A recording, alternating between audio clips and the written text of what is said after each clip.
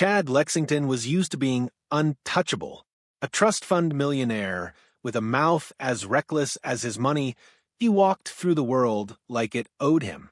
Staff bowed, women smiled, and if anyone didn't play along, he made sure they regretted it.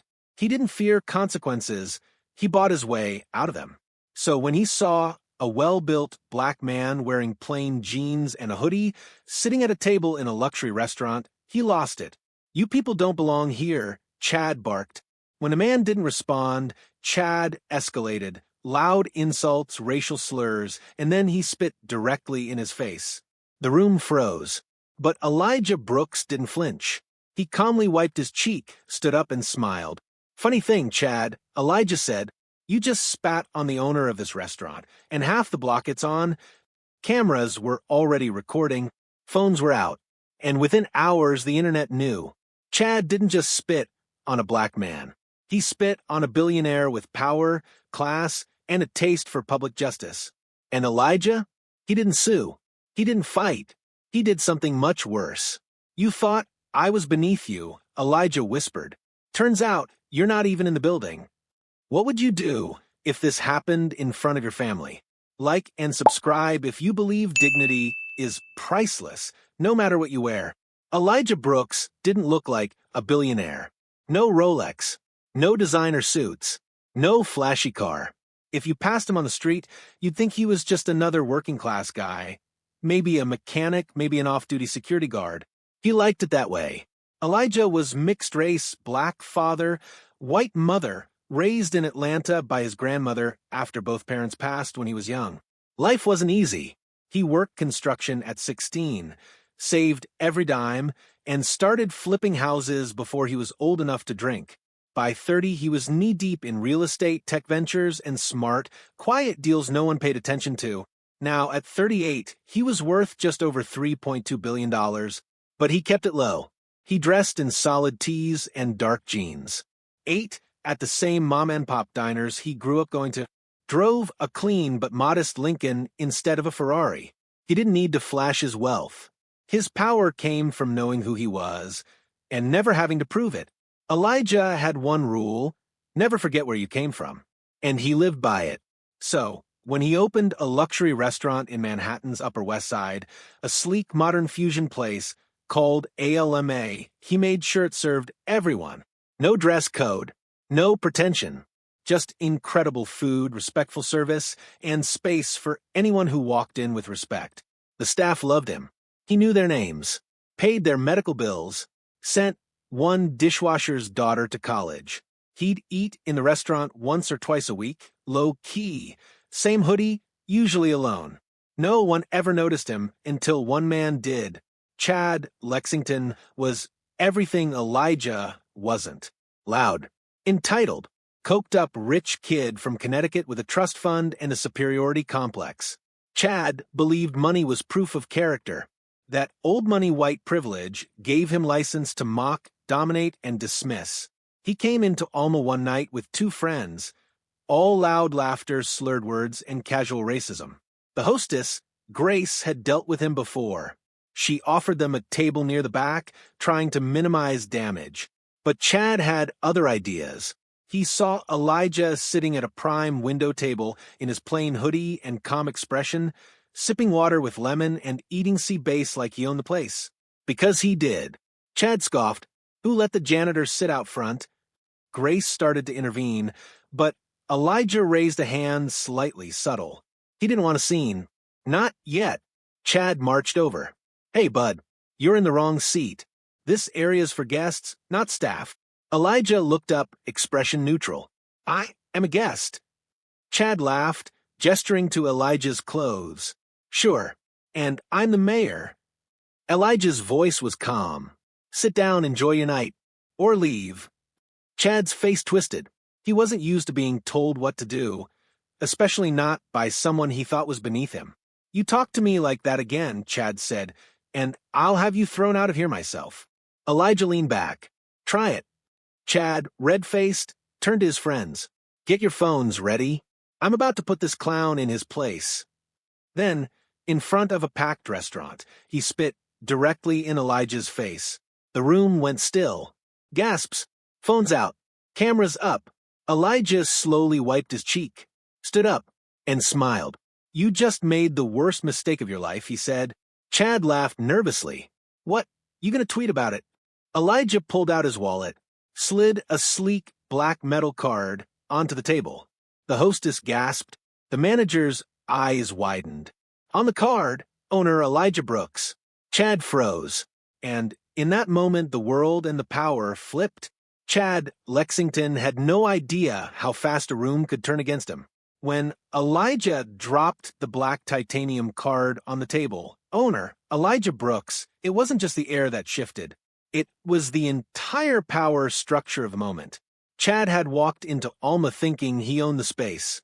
In seconds, he realized he didn't even own the respect of the people around him. For the first time in his adult life, Chad Lexington was the least powerful person in the room. He tried to laugh it off. "Come on, man," he said, turning to the crowd, looking for allies. "It was a misunderstanding." "I didn't know." "You didn't care to know," Elijah interrupted, voice steady as steel. "You assumed, like you always do." Grace, the hostess, was already on the phone with security. The manager, Thomas, was standing behind Chad now.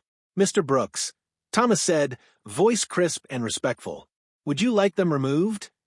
Chad flinched at the word. Removed. Like trash. Like something uninvited. "Wait," he said, eyes darting to his two friends, who had both suddenly become very quiet. "Guys, back me up." They didn't move.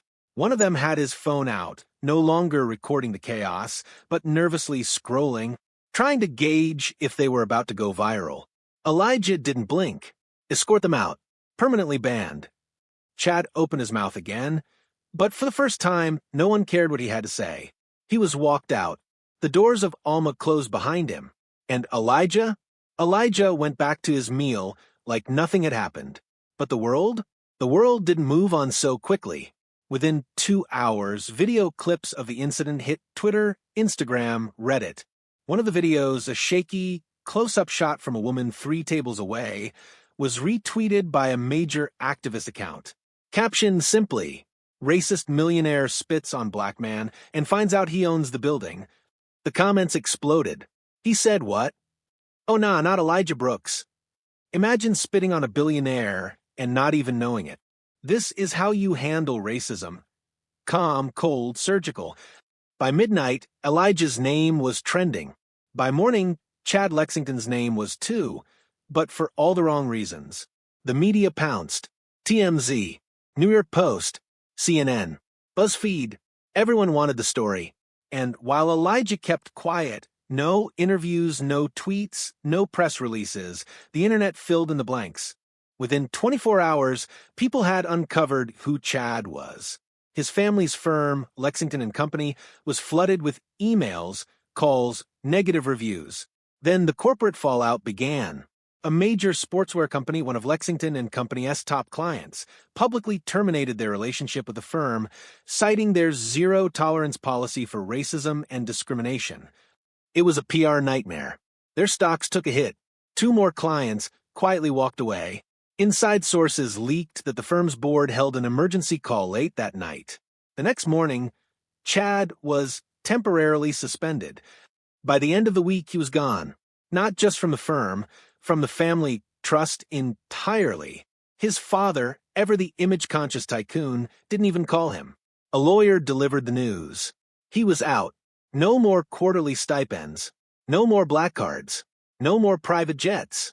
All because of 6 seconds of arrogance. Meanwhile, Elijah, he showed up at Alma 2 days later like nothing had happened. Hoodie, dark jeans, calm face. Grace nodded at him respectfully.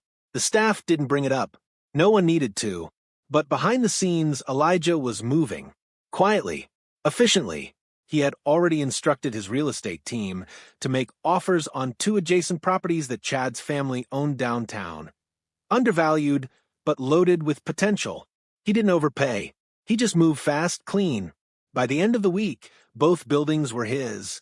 Then he called his lawyer and made a 3rd purchase, a 17% stake in the same sportswear company that had dropped Chad's firm. No press, no announcement, just clean paperwork. Invest in values, Elijah told his team, not noise. But Elijah's play wasn't just about revenge. It was about the message. This wasn't about making Chad broke. It was about showing people that power doesn't always look like a suit and tie. That wealth doesn't need to scream. That black men in hoodies deserve respect, not because of what they own, but because they're human. And the world heard him. In the weeks that followed, Alma's reservations list tripled.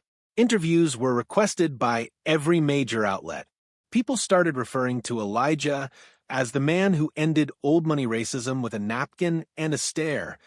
He still said nothing, did no interviews, but behind closed doors he launched a fund, the Brooks Equity Initiative, designed to invest in young black entrepreneurs, especially those who had been denied access to capital because of how they looked, talked, or dressed. The application page featured a photo of a black man in a hoodie, sitting by a window, calm, unapologetic. And Chad disappeared. Paparazzi caught him once outside a bar in Jersey, drunk, red-eyed, swearing at reporters. It was a misunderstanding. I didn't mean it. This whole thing's overblown. But no one was listening. He'd become a punchline, a lesson, the face of everything wrong with entitled, inherited privilege. And Elijah? He didn't even have to lift a finger after that. The most powerful moment came quietly. One afternoon, a white man in his 50s approached Elijah outside LMA. Elijah had just stepped out to take a call. The man looked nervous, hands shaking slightly. "Mr. Brooks," he said, I wanted to apologize. Not for me. I mean, I wasn't there. But I've said things in the past. Thought things. Made assumptions. Elijah looked him in the eye, didn't say a word. "You didn't just stand up for yourself in there," the man continued. "You showed people like me that silence is part of the problem." Elijah nodded once. "I'm trying to be better." Still no words, just a firm handshake. That was the legacy Elijah was building. Not just tearing someone down, but lifting a standard up. Not just punishing entitlement, but reclaiming dignity. Back in his penthouse, sleek, minimal, quiet, Elijah finally sat alone and rewatched the video.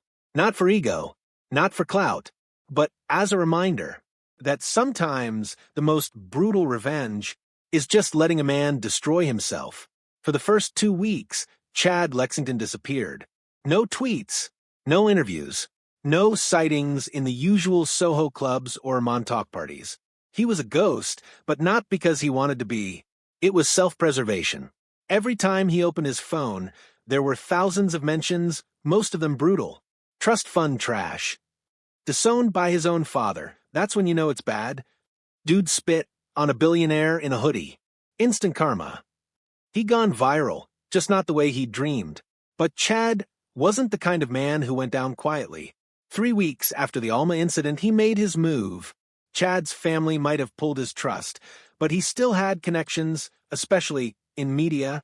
One morning, a special interview dropped on a fringe conservative podcast known for its anti-woke takes. The host? A smarmy former Wall Street dropout turned YouTube agitator. The video title was calculated. He was ambushed by wokeness, the truth behind the viral billionaire video. Chad sat in a studio, looking tired but polished. Fresh haircut, dark blazer. Just the right amount of remorse without actual accountability. "I was drunk," he said. "I admit that. But the narrative out there? That I'm some racist monster?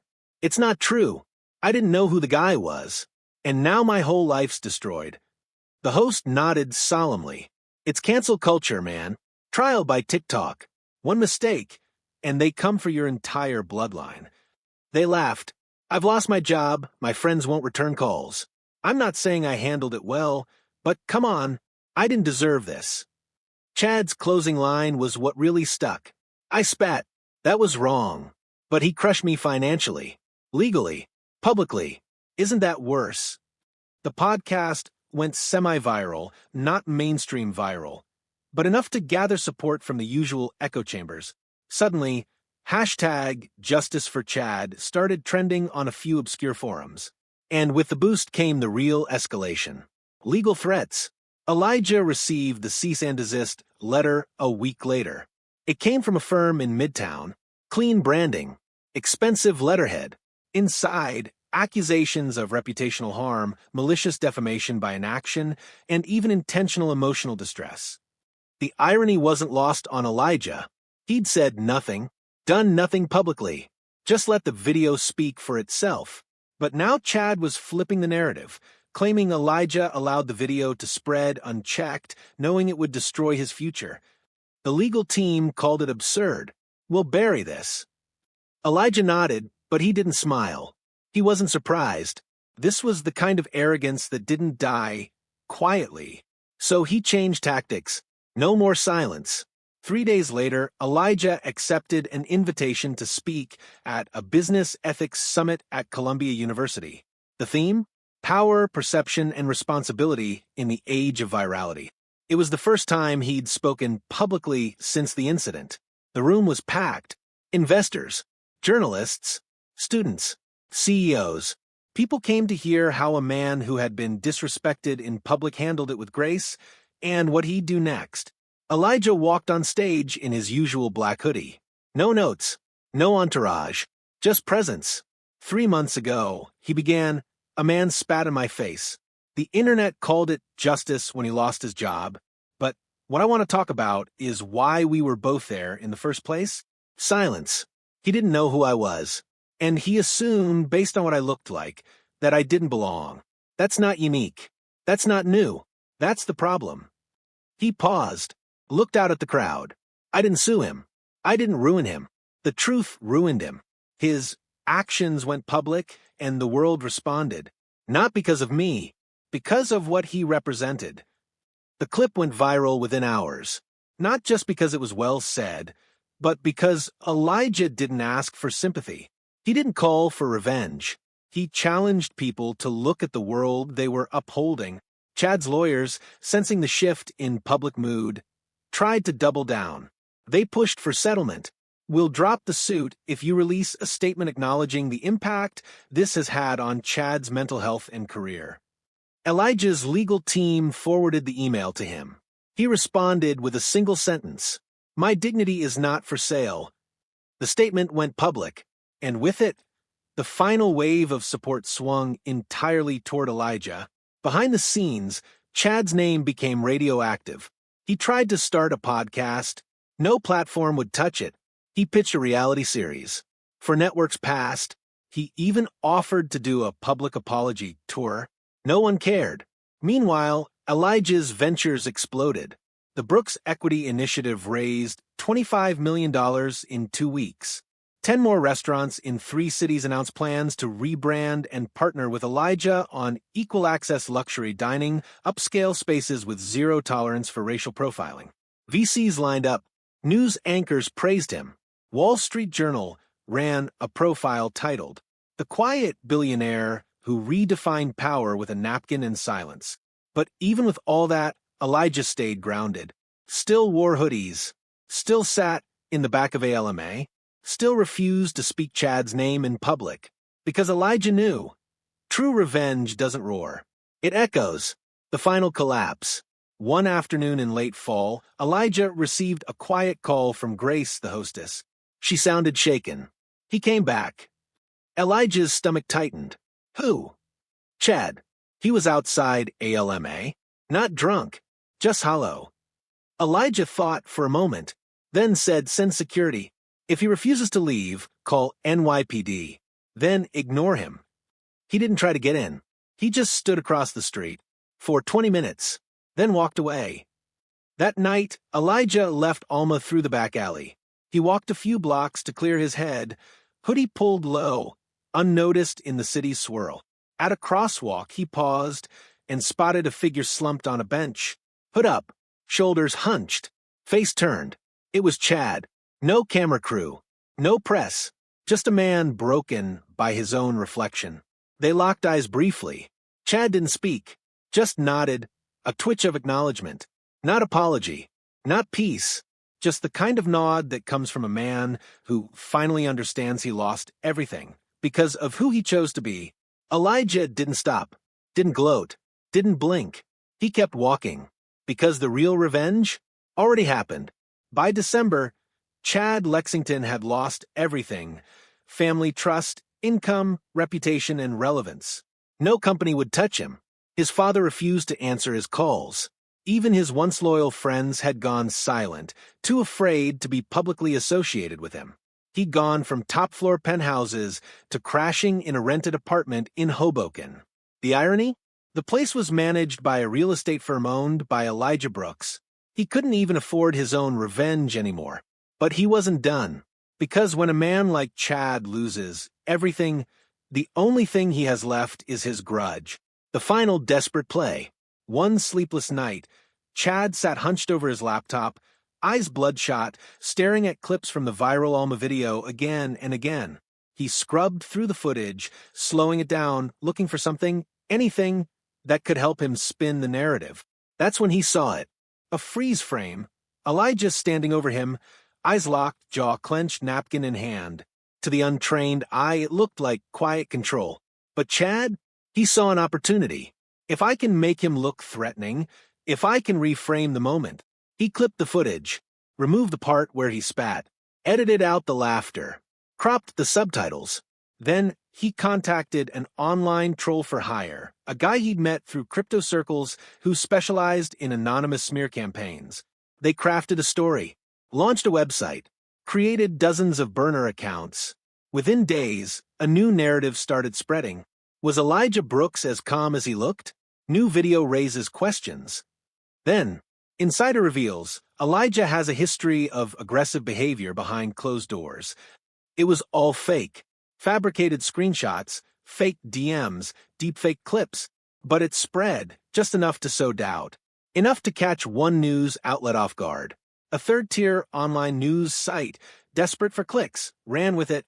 The other side of the hoodie, is Elijah Brooks the victim or the villain? The article questioned Elijah's silence, accused him of weaponized reputation, hinted that maybe he'd used the incident to strategically destroy a competitor. It didn't take long for it to spread. People who hated Elijah's rise, racist trolls, bitter businessmen, and ex-competitors, finally had something to grab onto. The backlash was small but loud. Comment sections got ugly. Elijah's team received threats. Some news anchors asked if Elijah was hiding something. That's when Elijah knew the line had been crossed. He had stayed quiet, stayed graceful. But now, it was time to bury Chad for good. Elijah didn't go to the press. He didn't post online. Instead, he walked into his private conference room with 3 people: his lead attorney, his cybersecurity director, and a former federal prosecutor he'd recently hired as a strategic advisor. The briefing lasted 4 hours. What they found, devastating. Chad hadn't just faked the video, he had committed multiple federal offenses: fraudulent media manipulation with intent to defame, coordinated harassment via third-party troll farms, attempted extortion via intermediaries. Even worse, the crypto transactions used to fund the campaign were traceable. Elijah's team had receipts. The prosecutor leaned back and said flatly, "We can end him. Not financially, criminally." Elijah didn't blink. Do it. Within 1 week, a federal investigation was announced. Search warrants were issued for Chad's online accounts. The troll for hire? Arrested in a no-knock raid. The blog site that published the hit piece? Sued for defamation and settled in 72 hours. Then came the media correction cycle. Elijah Brooks was targeted by a coordinated disinformation attack, read CNN. FBI confirms fabricated evidence, racially motivated defamation, reported The Guardian. Elijah still said nothing. But his silence now wasn't misread. It was revered. Chad was arrested 2 weeks later in a rented Nissan outside a liquor store in Newark. He looked destroyed, gaunt, unshaven, eyes darting like a hunted animal. When the footage hit the news, the same people who had once mocked Elijah now praised his restraint. This is how you dismantle a man without lifting a finger. Chad was charged with multiple counts of cyber harassment, defamation, and online fraud. Bail was denied. His mugshot was everywhere. In his one permitted phone call, he tried to reach his father. The number had been blocked. No lawyer, no support, No fund. Nothing. Weeks later, as the story died down, Elijah appeared at a charity event in Harlem, a quiet gala raising funds for digital literacy in underfunded schools. He was asked gently by a reporter if he wanted to say anything about Chad Lexington's arrest. Elijah paused, then said, "Some men inherit power and mistake it for character. That mistake eventually corrects itself." That was it. No rage, no triumph, just the final word. And it echoed. 1 month after the event, Elijah received a letter at his office. It was handwritten. The envelope had no return address. Inside, a folded, wrinkled piece of paper. No signature. Just one sentence. "I see it now." Elijah didn't need name. He read it once, then burned it. Because some apologies come too late, the storm had passed. Chad Lexington sat behind bars, facing multiple charges. The media had moved on. Elijah's name, once tangled in controversy, was now clean, admired, almost mythic. To the public, he was the man who remained silent and let the truth and the law do the talking. But for Elijah Brooks, peace never lasted long. Because when the world calms down, memory gets loud. It arrived on a Monday morning. Elijah was sitting in his corner office at Brooks Equity Group, overlooking the city he now owned more than 60 parcels of. The usual stack of documents awaited him: property closings, startup pitches, portfolio updates. But among them, one envelope stood out. Cream-colored, handwritten, no return address. He opened it slowly. Inside, a single sheet of paper folded once and a photo. The letter read, "I told you you'd make it, but I also told you the past has a way of collecting what it's owed. See you soon. M." Elijah's hand paused. He looked at the photo, an old snapshot, slightly faded. Two teenagers, shoulder to shoulder, sweaty from work. One of them, a young Elijah. The other, Marcus. Marcus Thomas was Elijah's best friend growing up. They met at 14 on a construction site. Both had fake work permits. Both worked like men twice their age. Both swore they'd get out, leave Atlanta, build something, be something. But their paths split after one night. It was the night of the warehouse fire. They were just trying to steal back their own stolen tools the crooked foreman had locked up and claimed were lost. But something went wrong. An old space heater tipped, ignited paint thinner. The whole place went up. Elijah escaped. Marcus didn't. Not physically hurt, but caught. Arrested. With priors. Elijah ran. Marcus stayed. Elijah got out. Marcus got time. And when Marcus called from jail, Elijah couldn't answer. He was scared, focused on survival, and ashamed. He never spoke to Marcus again. Until now. Elijah sat alone in his office, staring at the letter. He hadn't thought about Marcus in years. Not because he forgot, because he buried him. That silence, the same silence that made him powerful now, had started as fear. Back then, Elijah thought he had to disappear into success. Erase the dirt of his past. Reinvent. Clean the history so no one would ever use it against him. But Marcus? He was the piece Elijah left behind. Now he was back. 3 days later, Elijah received another letter. This one with a return address, a rehab center in New Jersey. Marcus had checked himself in 6 months ago. He was clean now, working odd jobs, helping young men with records learn trades. He didn't want money. He didn't want revenge. He just wanted a conversation. Elijah didn't hesitate. They met on neutral ground, a small community center Marcus volunteered at, not far from where they'd grown up. The building smelled of old books and linoleum. Basketball echoes thumped faintly from the gym down the hall. Elijah entered quietly, hoodie up, hands steady. Marcus stood by the window, looking older, leaner but solid. His face was worn but clear. The years hadn't been kind, but they hadn't broken him. They locked eyes. No handshake. No tension. Just a moment. Been a long time, Marcus said. Elijah nodded. Too long. Silence. Then Marcus chuckled. Still don't talk much, huh? Elijah smiled. I do. When it matters. They sat down. Marcus didn't start with blame. He started with memory. The summers on the site. The hustle. The dreams they built between hammer swings and busted gloves. And then the fire. You didn't light it, Marcus said. I know that. Elijah stayed quiet. But you ran. Elijah looked up. I was 17. So was I. Another silence. Then Elijah finally spoke. I didn't know how to save us both. You didn't have to, Marcus said softly. You just had to stay in touch. That was it. Not anger. Not vengeance. Just truth. Elijah leaned forward. What do you want, Marcus? Marcus shook his head. Not what you think. I don't want your money. I've watched you. You've done good. But you built everything on disconnection. And now people worship that. But it's not strength, Eli. It's survival. There's a difference. That hit deep, because Elijah knew it was true. His silence had become legend, but it started as a scar. So, what do I do? Elijah asked genuinely. Marcus exhaled. You use your silence better. You build something that talks, even when you don't. That night, Elijah wrote a check, not to Marcus, but to the community center. A full endowment, new equipment, scholarships. But more importantly, he set up a new division within the Brooks Equity Initiative, the Redemption Line, a branch focused exclusively on funding former convicts, especially those wrongfully imprisoned or systemically abandoned. It didn't just offer capital. It offered training, housing assistance, and second chances. The first advisor? Marcus. A few weeks later, Elijah agreed to a rare televised interview. Not about Chad. Not about money. About legacy.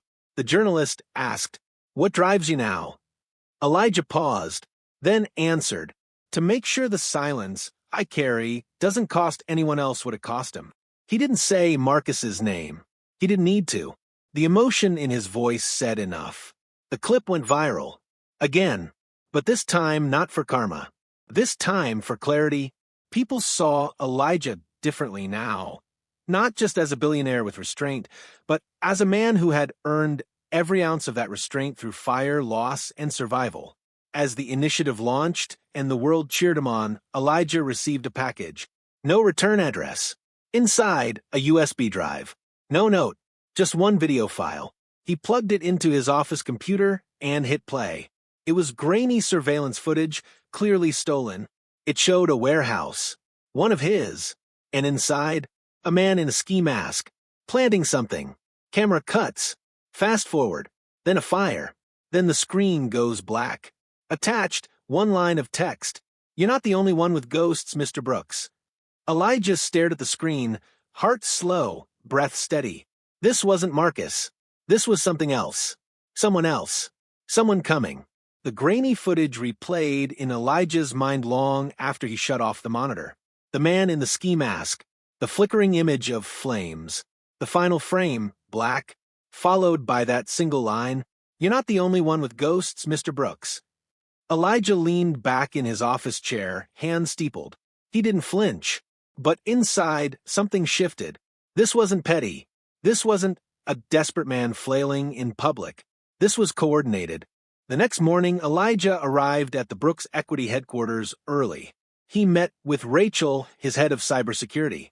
She was already waiting. The file was real. Timestamped 3 nights ago. The warehouse is yours, one of the smaller logistics hubs in Brooklyn. Fire damage? Elijah asked. Minimal. The sprinklers worked. But here's what's strange. There's no report. No alarm sent to FDNY. Nothing triggered. Inside job? Rachel nodded. Or someone with access. Which means someone got into our systems. Not from outside. From underneath. For the next 3 days, Elijah did something he hadn't done in years. He started reviewing everything himself.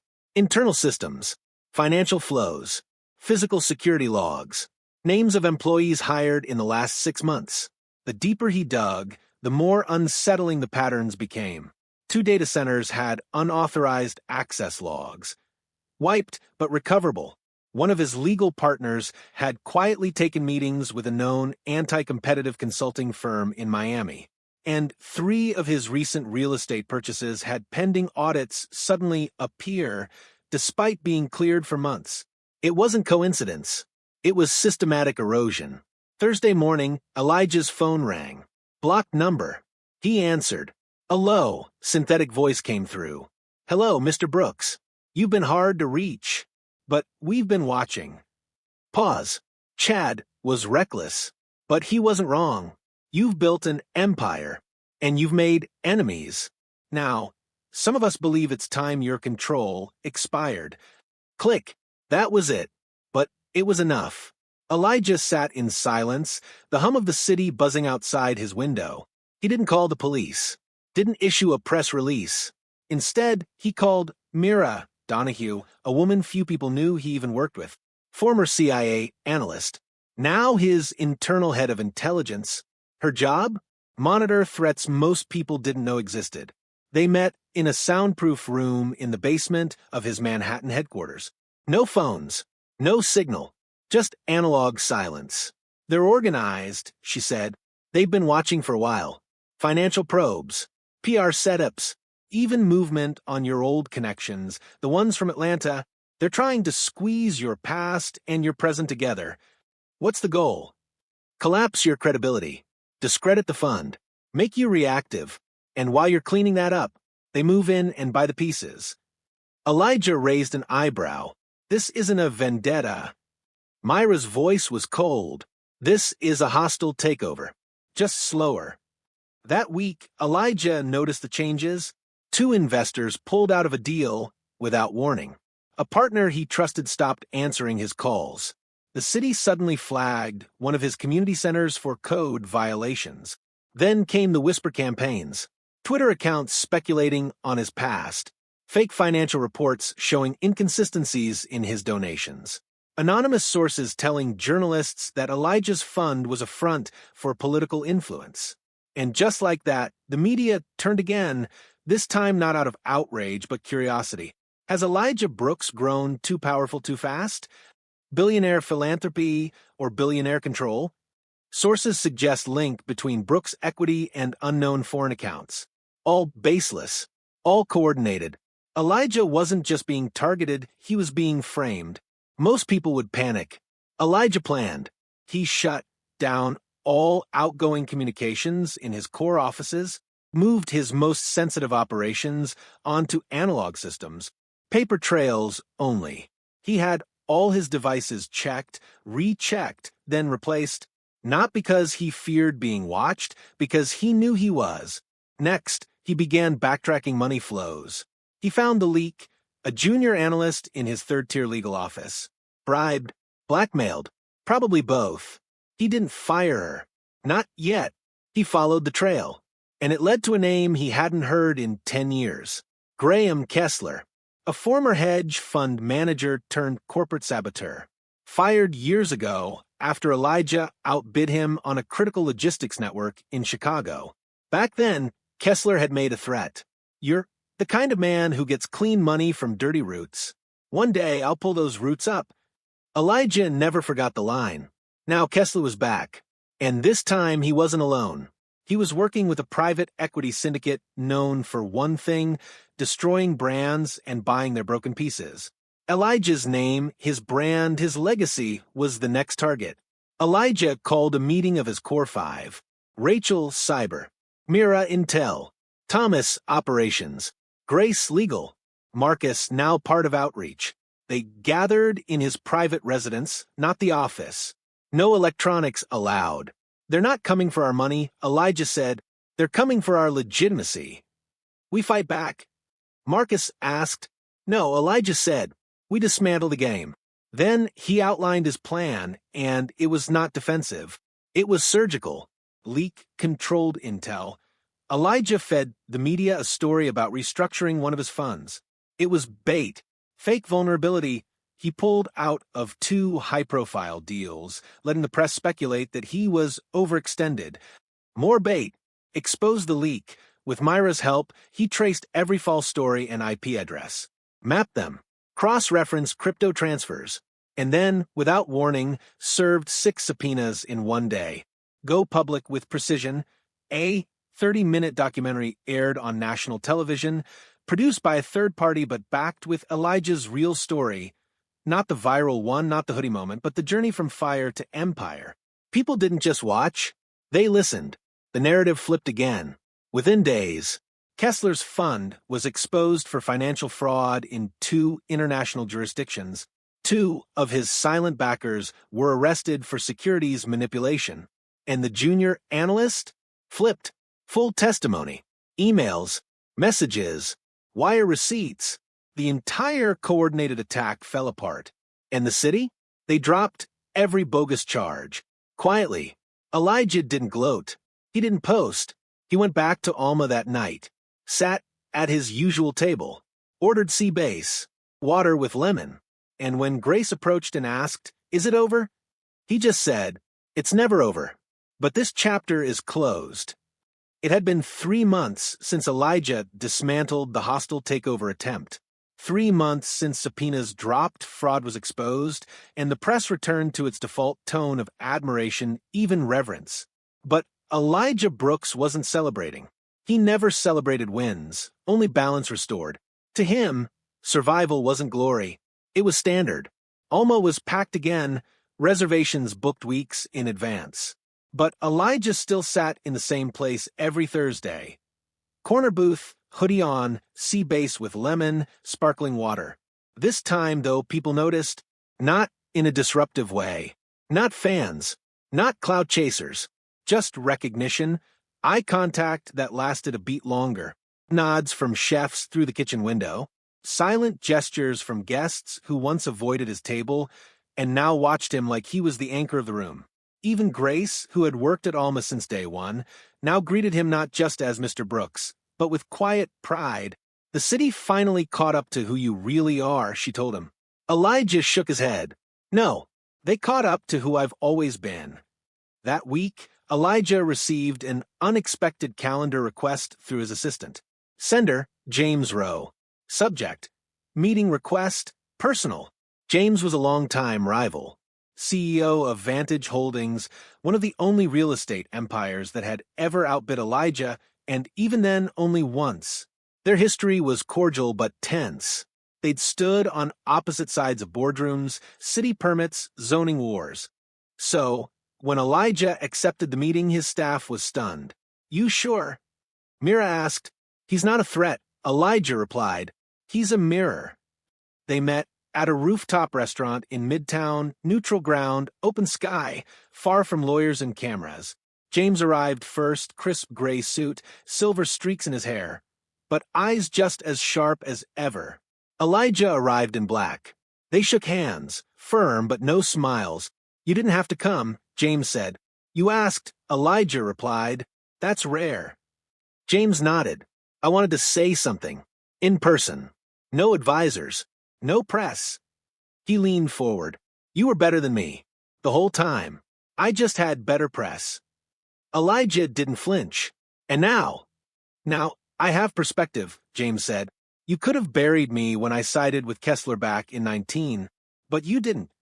That caught Elijah off guard. He remembered the zoning deal, the one James sabotaged quietly. "I didn't need to bury you," Elijah said. "I needed to build what you thought I couldn't." Silence. Then James offered something unexpected. A partnership. "I'm selling part of Vantage. 50 buildings. You're the only one I trust with them." "Why me?" "Because you don't just buy property. You protect it, and the people who live in it." It wasn't flattery. It was surrender, not of ego, but of respect hard-earned. The announcement of the acquisition shocked the industry. Elijah Brooks and James Rowe, once fierce competitors, now aligned. Headlines poured in. Two titans merge. What it means for urban equity and real estate power. From rivals to visionaries. The alliance that redefines ownership. But more powerful than the news was the reaction from the people on the ground. Tenants in previously neglected buildings began receiving letters. Rent freezes, renovation schedules, access to financial literacy workshops, and at the bottom of each notice, a signature. E. Brooks. No fanfare, just follow through. Late one night, Elijah walked alone through a Brooklyn housing complex he had just acquired. No cameras, no press. A boy, maybe 12, rode up on a beat-up bike, stopped and stared. "You Elijah?" Elijah nodded. The kid looked him up and down. "You don't look rich." Elijah smiled. That's the point. The kid paused. They say you bought the building. Are you going to kick us out? No. I'm here to make sure you can stay. The boy squinted. Why? Elijah didn't answer right away. Because nobody ever said that to me when I was your age. Recognition didn't always come from the outside. Sometimes it came from within. One evening, Elijah sat with Marcus on the roof of the community center they'd rebuilt. The city lights pulsed around them like soft breathing. They watched the skyline in silence. Feels like a lifetime ago, Marcus said. It was, Elijah replied. You ever think about what would have happened if we'd made it out together? I do, Elijah said. Every day. Marcus sipped his coffee. You made it for both of us. Elijah shook his head. You survived so I could build. Now we build together. Recognition, not in headlines, but in healing. Weeks later, Elijah was invited to a private meeting with the mayor. No photographers, no podiums. Just a closed-door discussion. The mayor, a seasoned politician, came straight to the point. You've done more for housing equity in this city in 5 years than we've done in 20, but your silence makes people nervous. Why? Because they can't read you. They don't know what you'll do next. Elijah folded his hands. I don't need to be understood. I need to be effective. The mayor nodded slowly. Then, let me help you scale that effectiveness. It was the first time power offered itself to Elijah without demand, not to use him, but to follow him. One morning, Elijah walked back to the alley behind the original Alma location. The bricks were chipped. The air smelled of early coffee and diesel. Same place Chad had once spat in his face. He stood there for a long while, not replaying the moment, but realizing it no longer mattered. The real revenge wasn't what happened to Chad. It was what Elijah built anyway, despite it, beyond it. That week, Elijah had a new plaque installed at the entrance of Brooks Equity's Harlem headquarters. No logos, no mission statement, just 5 words. Power is how you use silence. The headlines had quieted. The threats were gone. The name Elijah Brooks was no longer a point of controversy. It was a symbol of quiet dominance, of dignity, of what it meant to win without screaming. But Elijah never cared about symbols. What he cared about was what would happen after him. One crisp February morning, Elijah sat at his usual spot in ALMA. He had a notebook open, pen in hand, not a laptop, not a phone. He didn't bring electronics anymore. There was no reason to. Across from him sat Lena Vaughn, a 27-year-old woman with sharp eyes, a clean haircut, and a business plan that was messier than it was brilliant. She wasn't polished. She wasn't rich. But she reminded Elijah of himself, not in how she spoke, but why she kept showing up. This was their 4th breakfast. And this time, she brought numbers that actually made sense. I don't want a check, she said. I want your time. Elijah smiled. That's more expensive than money. I know, she said. That's why I'm still here. He closed the notebook. All right then. You start Monday. 2 months. I'll mentor you. But I don't sugarcoat. Good, she said. I hate sugar. Lena was the first of 5. Elijah didn't call it an internship. He didn't call it mentorship. He called it observation. 5 young leaders from different walks of life. A formerly incarcerated man from Detroit. A single mother who built a pop-up food cart empire in Oakland. A trans software developer who coded economic access apps in her basement. A teacher from Newark who'd turned a failing high school around. And Lena. They met in a side office Elijah rarely used. No glass walls. No fancy art. Just a whiteboard, a coffee machine, and a table with no assigned seats. The rules? No suits. No titles. No talking first, only listening. Elijah started each session the same way. The world doesn't need another me. It needs 5 of you who don't lose yourselves becoming what they expect. Marcus, now co-director of the Redemption Line, became Elijah's right hand in the program. He didn't speak in boardrooms or on panels. But when these 5 talked about fear, failure, and family, they listened to Marcus like he was the blueprint. In one session, Lena asked him, "What changed for you?" Marcus looked at her, then glanced at Elijah. He showed me that you don't need to be fixed to be effective. You just need to be honest. Elijah didn't make them pitch to investors. He made them solve a real problem. A housing project on the edge of East Harlem had been stalled for 6 months due to political red tape and internal corruption. Elijah gave the team 30 days to figure out a clean, legal, and ethical way to get it moving again. If you think the job is about money, he told them, you've already failed. The job is about motion. Lena led the charge. The others followed. Together, they worked days, nights, weekends. They interviewed community leaders. They found the one city official who wasn't bought. They rerouted the budget. They filmed a video and shamed the corrupt contractors without naming names, just facts. Within 3 weeks, the project was greenlit. And Elijah didn't say, well done. He just nodded. That was enough. A week later, another envelope arrived. No signature. No handwriting. Just a typed message with perfect margins. You've taught strangers to rebuild. Now, teach the ones you left behind. Attached a photo of a woman. His mother. Not a current photo, an old one. One Elijah had never seen. She was standing in a hospital room, holding a baby he assumed was him. On the back, a name. Althea. Elijah had never spoken much about his mother. She died young, or so he thought. But this letter raised questions. He called Marcus. You ever hear that name? Althea. Marcus paused. Yeah, that was your mom's sister, right? She raised you till your grandma took over. You don't remember? No, Elijah said. Not until now. Marcus nodded slowly. She left town when you were 6. No one ever talked about why.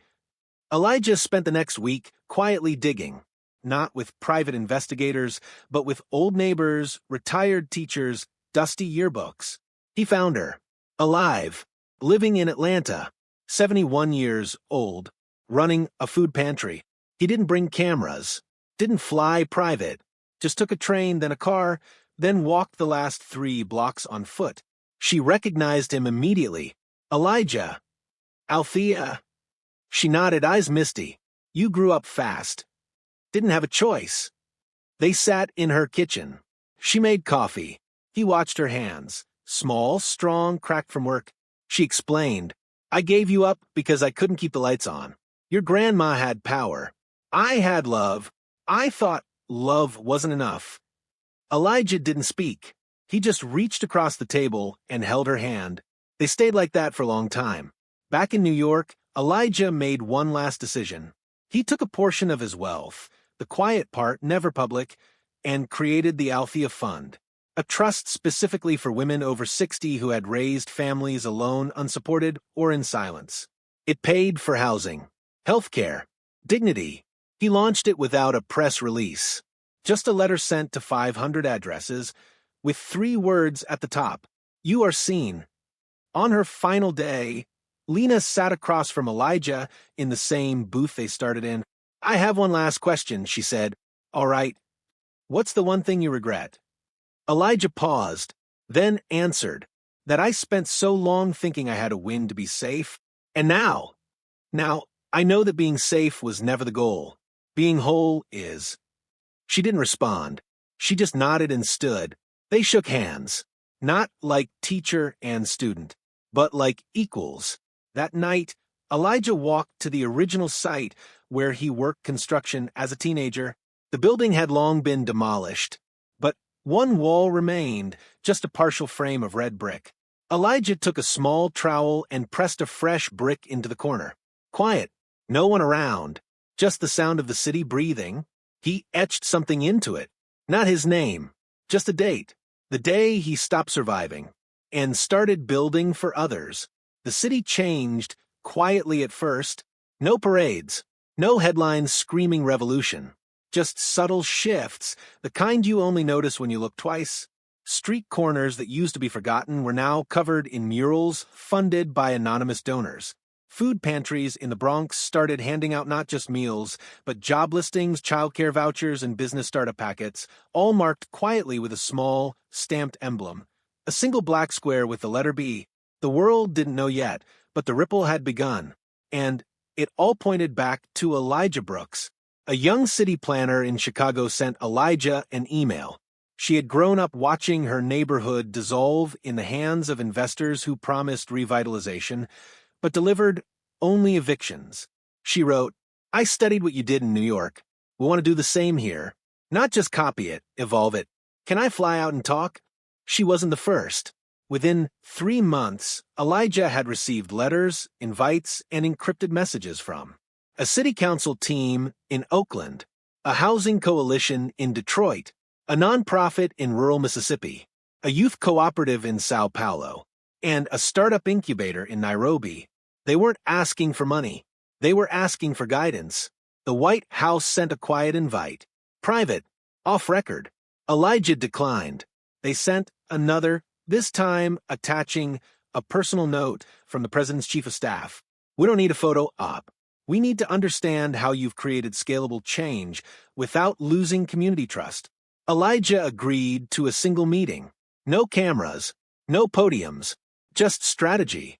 He sat across from 2 senators, a state governor, and 3 economic policy advisors. "How did you do it?" one asked. "We spend $12 billion a year trying to fix housing inequality, and we fail." Elijah replied, "Because you're trying to fix systems.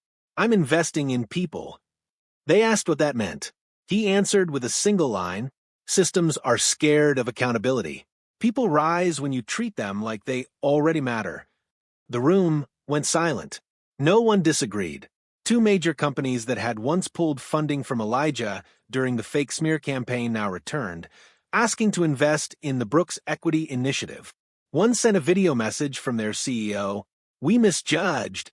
We believed the wrong people. And we saw what happens when fear overrides values. We'd be honored to fund the next wave." Elijah replied through his legal team, "We don't accept money from those who abandon what's right at the first sign of risk. Respectfully stay out of our inbox." It wasn't vengeance. It was discipline.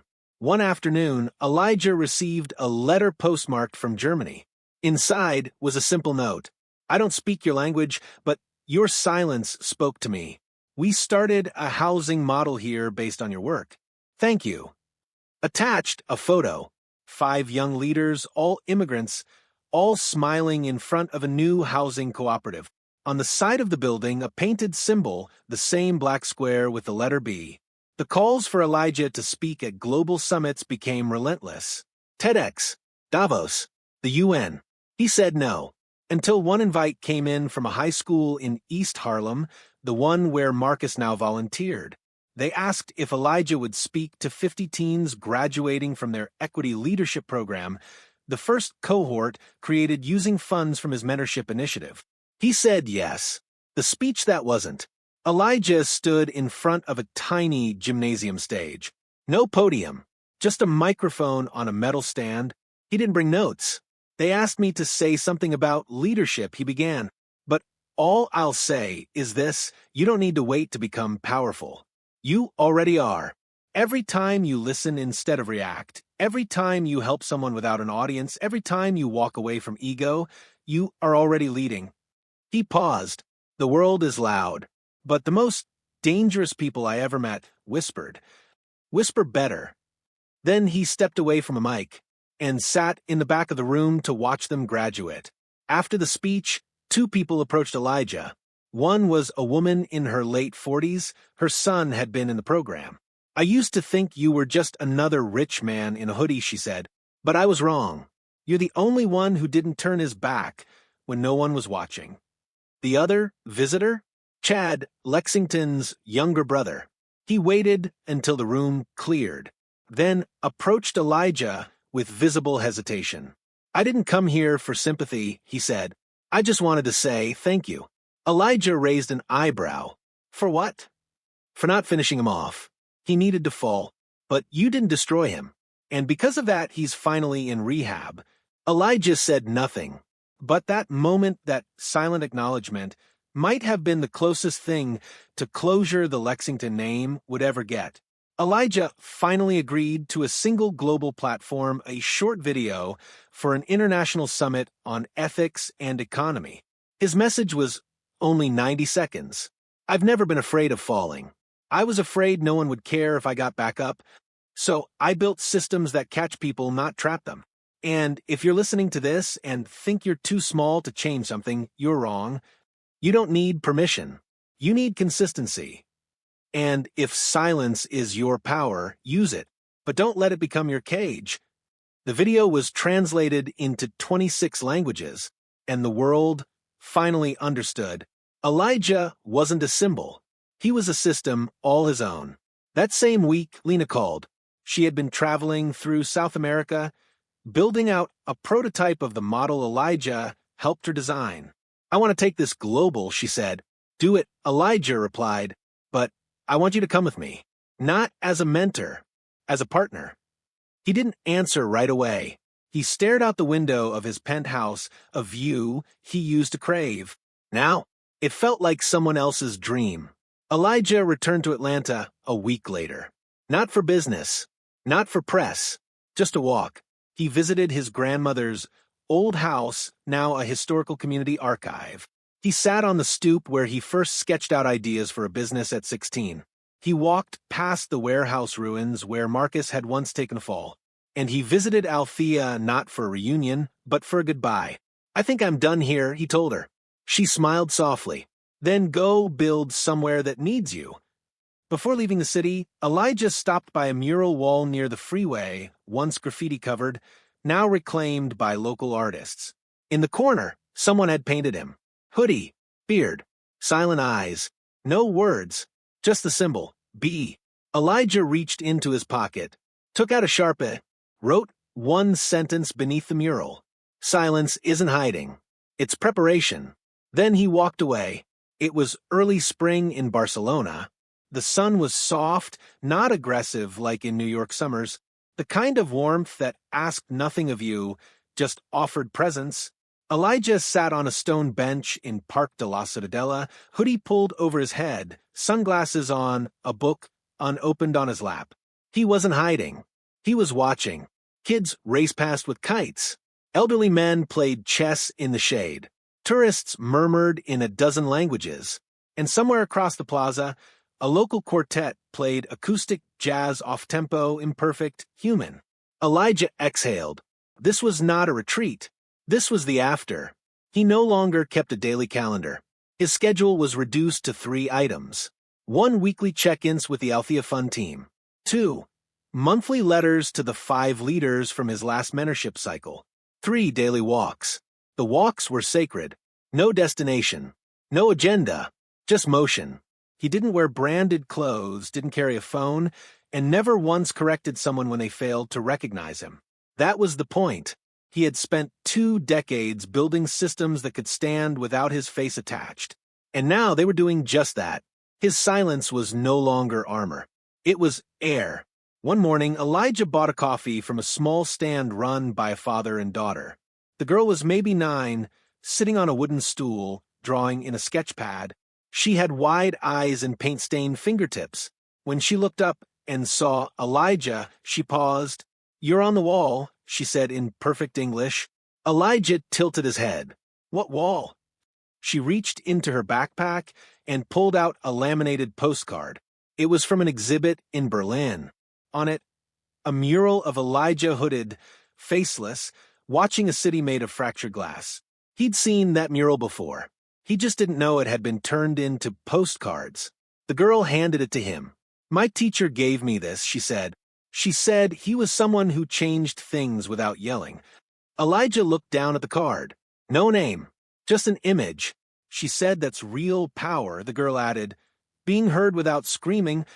He didn't respond. He just smiled, handed the card back, and walked away heart heavier than he expected. Not from pain, but from recognition without noise. That night, Elijah opened his leather-bound journal, the one he'd carried for nearly 7 years. Pages filled with notes, business models, and scattered thoughts, written in the margins of meetings, airports, courtrooms. He flipped to a blank page and wrote a letter, not to anyone specific, just to the version of himself who started this all. You won't believe who you become. You'll break, rebuild, fall again, and still climb. You'll lose people who mattered, and find others you never expected. You'll be hated for your silence and loved for it too. Don't let either define you. Remember, justice isn't a show. It's a pattern. And power doesn't mean speaking louder. It means speaking last, when the time comes and it will step back. Not because you're tired, but because they're ready. Let them take the blueprint and build it messy. Let them stumble and course correct. You don't need to be everywhere for your work to continue. You just need to be true. He signed it with a dot. No name. Just the final punctuation to a chapter now closed. Weeks later, he received 2 unexpected visitors. Lena, now leading a full expansion initiative in Brazil, and Marcus, wearing a linen shirt and a grin wider than Elijah had seen in years. They met at a quiet restaurant by the water. No press, no business cards, just wine, bread, and 3 people who had once been broken in different ways, now whole. Lena gave him a sealed envelope. "What is it?" he asked. "Proof," she said, "that you didn't waste your time." Inside, a legal deed to a community center in Sao Paulo, named Centro BE, opened by one of Lena's ments. No investor backing. Fully funded by local entrepreneurs. Self-sustained. In the corner of the deed, a small signature line. But instead of a name, it read, "In honor of the man who taught us silence is not surrender." Elijah closed the envelope. Didn't speak. Didn't need to. By midsummer, Elijah had sold off his remaining active shares in Brooks Equity, quietly transferred ownership of Alma to the executive staff, appointed a new director to the Althea Fund. His name was removed from every official listing except one, a plaque on the side of a new building in Queens that read, "This building stands because someone once chose dignity over dominance." No name, no date, just the truth. It was evening in the park again. Elijah sat on the same bench, sipping mint tea. A boy, maybe 6, walked up to him, holding a paper airplane. He held it out. "Can you fly it for me?" Elijah took it gently. "Examined it. You made this." The boy nodded. Elijah threw it high. It soared, wobbled, then dipped, landing in the grass. The boy ran after it, laughing. His mother called from across the path, "Come on, time to go." Before running off, the boy turned back. "Thanks, mister." Elijah nodded, and in that one glance, that unfiltered innocence, he felt something deeper than legacy. He felt completion. That night, Elijah walked to his modest apartment overlooking the sea. He turned off the lights, sat by the open window, and for the first time in years, he let the world be loud, while he sat still. No plans, no enemies, no armor, just the hum of life continuing without him, and the knowledge that it was better because he had been there. On the last page of his journal, he wrote, "I was never trying to be remembered. I was just trying to leave the place quieter than I found it."